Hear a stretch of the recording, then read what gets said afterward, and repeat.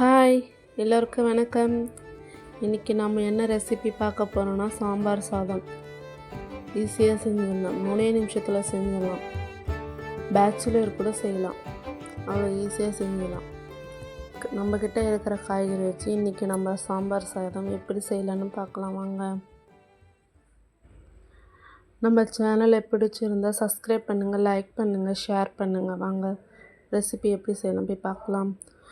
ஒரு குக்கர் ஒன்று வச்சு கடுகு, சீரகம், சோம்பு, 2 வரமிளகாய் போட்டு தாளிச்சிட்டு பெரிய வெங்காயம் 2 வெங்காயம் போட்டுக்கோங்க. கொஞ்சோண்டு கருவேப்பிலை, தக்காளி பெரிய சைஸில் பழுத்த தக்காளி 2 போட்டு அதையும் நல்லா வதக்கிக்குங்க. வதக்கிறதுக்கோசம் கொஞ்சோண்டு உப்பு போட்டுக்குங்க.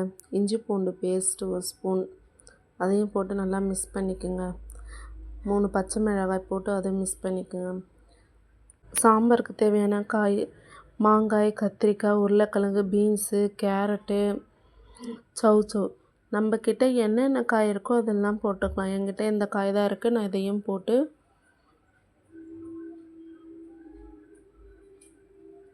நல்லா வதக்கி விட்டுக்குங்க.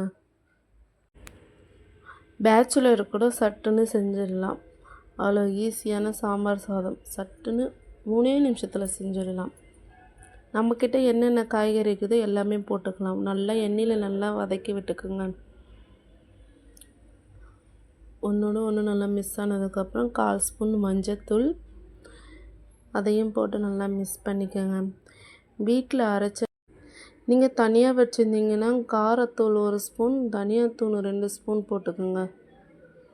நான் வீட்டில் அரைச்ச மிளகாய்த்தூள் 3 ஸ்பூன் போட்டுக்கிட்டேன். இது சாம்பார் பொடியாக இருந்தால் கூட 1 ஸ்பூன் போட்டுக்கோங்க. கொஞ்சோண்டு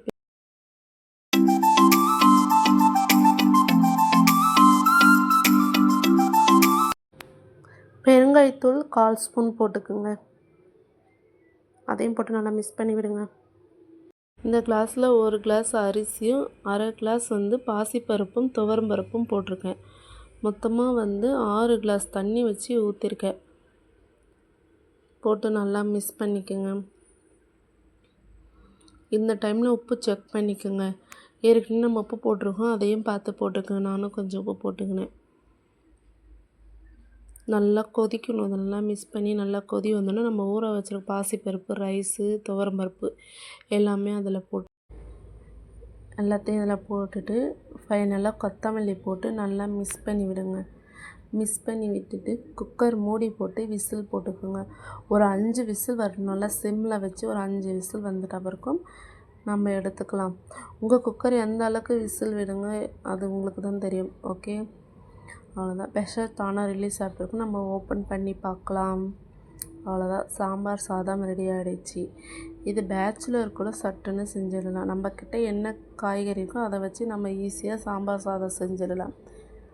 நீங்களும் செஞ்சு பார்த்துட்டு எப்படி இருக்குன்னு சொல்லுங்கள். இதுக்கு காம்பினேஷன் நான் கருணக்கிழங்கு வறுத்து வச்சுருக்கேன், நல்லாயிருக்கும்.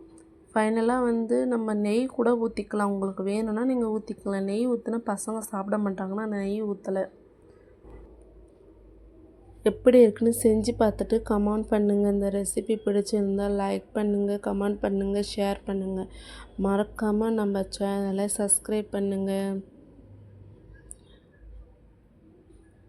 தேங்க்யூ, பாய்.